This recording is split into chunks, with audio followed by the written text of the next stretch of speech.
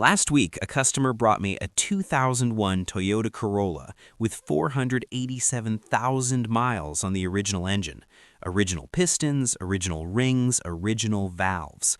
When I opened the engine, what I saw inside completely challenged my 19 years of experience as a mechanic, and the reason behind it was a simple Japanese oil change method.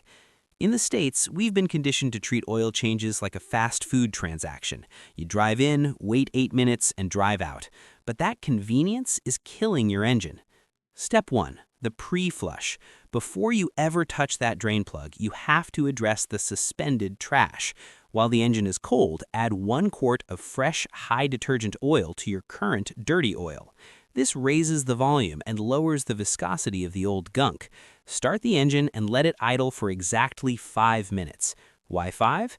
It's the Goldilocks zone. Long enough for the fresh detergents to encapsulate carbon deposits, but not long enough for the engine to reach full thermal expansion, which can trap particles in tight tolerances.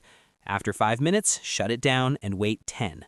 This allows every drop of that now loosened grit to settle directly at the bottom of the pan, right next to the exit. Step 2. The hot drain, not cold. This is non-negotiable. After your pre-flush, take the car for a 15-minute highway burn. We need that oil at a scorching operating temperature. Hot oil has the viscosity of water. It carries heavy metal particulates out of the engine that cold oil would simply leave behind on the floor of the oil pan. When you get back, park on a perfectly level surface. Let it idle for 2 minutes to stabilize the turbo, if you have one, and then pull the plug immediately. Warning, this oil will be hot enough to cause second-degree burns, so wear heavy nitrile gloves. You'll notice the oil doesn't just glug out, it rushes out, taking the microscopic engine sandpaper with it. Step 3, the double drain technique. This is the secret sauce I saw in those Japanese notes. Most people pull the plug, wait for the stream to turn into a drip, and shove the plug back in. Don't. Wait exactly 30 minutes. Most of your oil is held in the upper galleries, the variable valve timing or VVT solenoids, and the timing chain tensioners. It takes time for gravity to win the battle against surface tension in those tiny passages. I tested this on my own truck. After the initial complete drain, I waited 30 minutes and recovered an additional half quart of pitch black sludge. That's 10% more contamination removed just by being patient. Step 4, the proper filter priming procedure. Installing a dry oil filter is a mechanical sin. Think about it. Your oil pump has to fill that entire canister before a single drop reaches your crankshaft. Fill your new filter 60 to 70% with fresh oil before it goes on the car. Let the paper elements soak it up. This ensures that the moment you turn the key, you have instantaneous oil pressure. Also, use your finger to lubricate the gasket with fresh oil. Never dry seal it, or you'll be fighting to get it off next time. Hand tight is the rule. If you need a wrench to put it on, you're doing it wrong. Quick check-in, is your local shop doing any of this?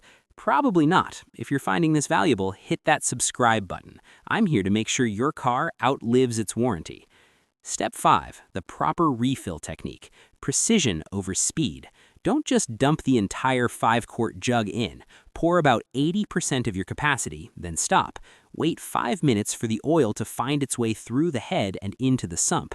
Check your dipstick and add in small half-cup increments until the level sits exactly halfway between the low and full marks.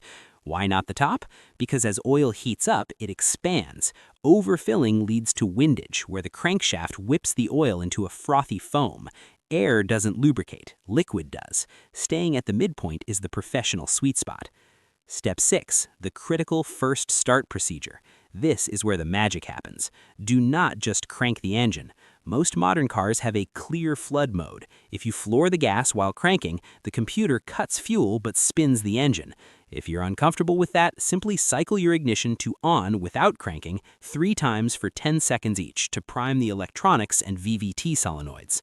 Once you start it, let it idle for 3 minutes. Do not touch the throttle. You want the oil to reach the turbo bearings and cam journals under 0 load. Check for leaks, shut it down, wait 2 minutes, and do your final dipstick verification. Step 7, the break-in drive.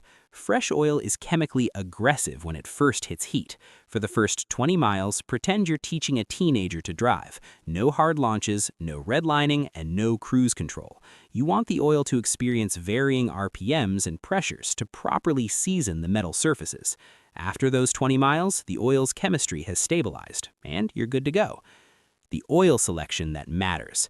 In Japan, they don't buy the cheap stuff. You need a high-quality, full synthetic. I'm talking Mobil 1, Castrol Edge, or Pennzoil Ultra Platinum. But here's a tip most people get wrong. Stop using high-mileage oil if your engine is healthy. Those oils contain seal swellers that can actually cause gaskets to lose their elasticity prematurely if they don't need the help yet. Stick to the exact viscosity on your oil cap.